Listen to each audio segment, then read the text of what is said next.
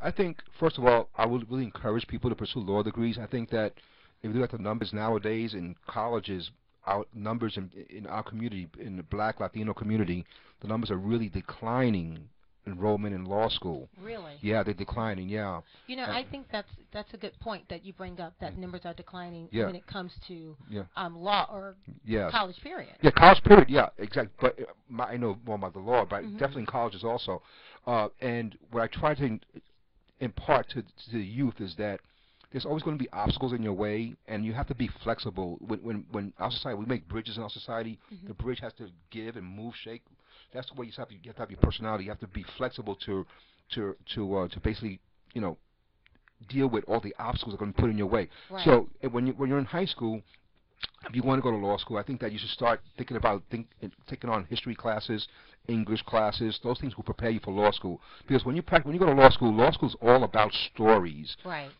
People. That's why I was so amazed when I was so happy and excited about going to law school. So I realized that I love history so much. I like to hear about people's stories. So when you sit down and you're able to digest a person's story, and to look at the law and see what legal ramifications or what legal doctrines apply to that person's case is very important. It's very important. But basically, I try to inspire people to take English classes. History classes are very important, and just try to take classes to get you ready for that first year in law school. It's very difficult the first year in law school. In addition to the law, being that you're a successful business owner as well, I'm quite sure you had to take a number of business courses as well to understand the business aspect of owning your own business, your own law firm. That's a great question, because that's where I'm deficient in the business aspect of my practice. It's hard for me to take money from people. When I have a client come into the office and I it's hard for you to take money. It really is. It really. Osvaldo, you've been in business a long time. But and a lot of people owe me a lot of money. Right. You hear that? Yeah. It's hard. You have to have someone in your office that's more concerned with just bringing in the revenue. Right. And I'm not really that person. I like to basically go to court, provide the services, and the money's important. Of course, you have to have the money to run your office. To succeed, to keep but it moving, I'm not good at it. Right. I'm not good at So let's talk about what you are good at, because you're a criminal defense attorney. Yes. Okay, let's talk a little bit about that. And when did you decide to take up the criminal aspect? Because I know you do criminal law as well as you do real estate. Yes. Right, so let's talk about criminal first. Okay. Well, in my office, I have a consortium of different attorneys that I work with. I work for myself, but have a group of attorneys that specialize in other areas. So we help each other out in terms of something comes into my office I can't handle, I'll pass it along to my partner, my quasi-partner, who handles that area. So I'm versed in criminal law. What I do is, my specialty is writing briefs. I write briefs of writs of habeas corpus. Okay. Can you just explain that to our viewers exactly writs what you mean of by habeas that? Corpus. I remember that word from high school. In layman's terms. Layman's terms. I specialize in parole hearings. In parole, each individual is entitled to a due process hearing. Now, if before the due process hearings, the parole officer who's going to violate the individual for violating parole, that has to give the criminal defendant notice of why he's being violated. If those notice statutes are violated, if the correctional officer doesn't violate the person properly, they call me up and I basically get him out of court based on the notice defect.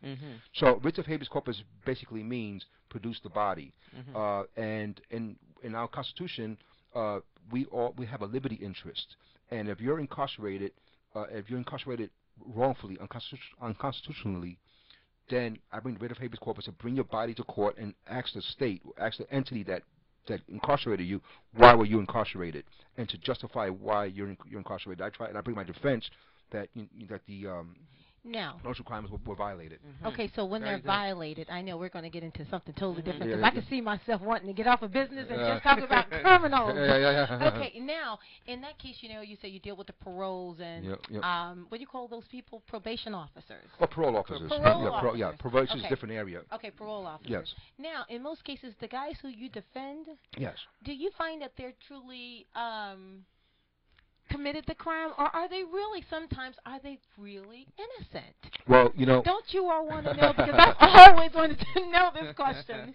Okay. Well, that's a really excellent question. I think most people want to know, how could an attorney take on a case knowing that the individual they're representing has committed a crime? Right. I've had thousands of cases where my client did commit the crime, and the bottom line is, for me, is not basically trying to get the person off, but to bring that person's story to court. Okay. Let the court hear that person's side of the story. There are mitigating circumstances by why the person maybe did what he committed. Yeah, exactly. Yeah. Right. So can you sleep at night? Oh yeah, definitely. Yeah. Matter of fact, I had about 6 years ago. I had a individual who committed the most heinous crime that I consider he was a pedophile. And he sodomized kids when he was at liberty. To make a long story short, that individual, he told me, I really don't want to be let out of prison. I have a sickness, and he explained to me what happened to him as a child when his mother used to prostitute him as a 5-year-old child. Wow! And so this child was a broken man. He explained to me how, although I'm an intelligent person, I'm a broken man, and I can't live in society the way it's constituted now. I can't be a productive member in society. So I represented that person. I explained to the court what drove him to do what he did.